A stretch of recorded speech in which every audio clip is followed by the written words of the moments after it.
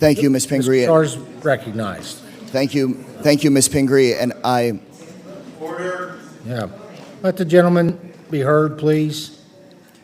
Thank you, Ms. Pingree, and I appreciate the chairman offering a hearing with the appropriate secretaries. I hope that that will be fruitful.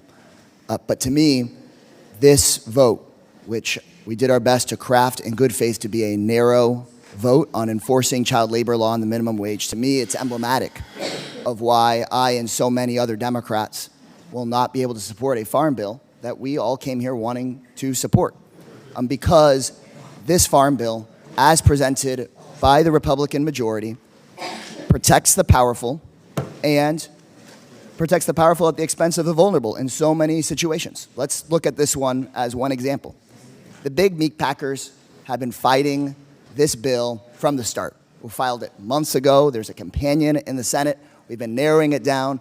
The reason that there's amendments and amendments to the amendments is that the meat packers have known they have consolidated across the industry. They've gotten bigger and bigger. And with that size, they've thrown their political weight around. They've driven up prices for consumers by reducing free market competition. They've broken the law at their plants. The law has been broken at their plants. And folks say, well, where are we going to get our meat? Because there's so few options.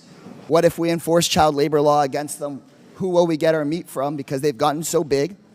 And they've driven down revenue for farmers and ranchers.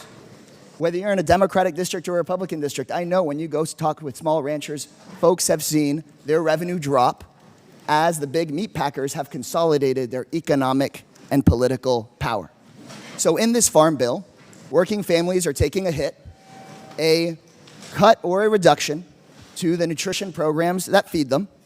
Farm workers are taking a hit, but the protections are for the meat packers. Instead of us enforcing child labor laws or the minimum wage, they get a multi-million-dollar contract. And the vote that just happened on party line was, we'll study it. So the meat packers get a study with their multi-million-dollar contracts. Workers will continue to be exploited. We see that in other sections of this bill. Liability shields for chemical companies that otherwise would be sued for having cancerous pesticides. So the chemical companies get a liability shield, the meat packers get a study, working families, they get a cut to the SNAP benefits that they otherwise could receive. And in my view, that's why this isn't just a partisan farm bill. It's a farm bill that ultimately serves the interests of those folks that have lobbyists at the expense of the everyday constituents. And with that, I yield back. The gentleman yields back.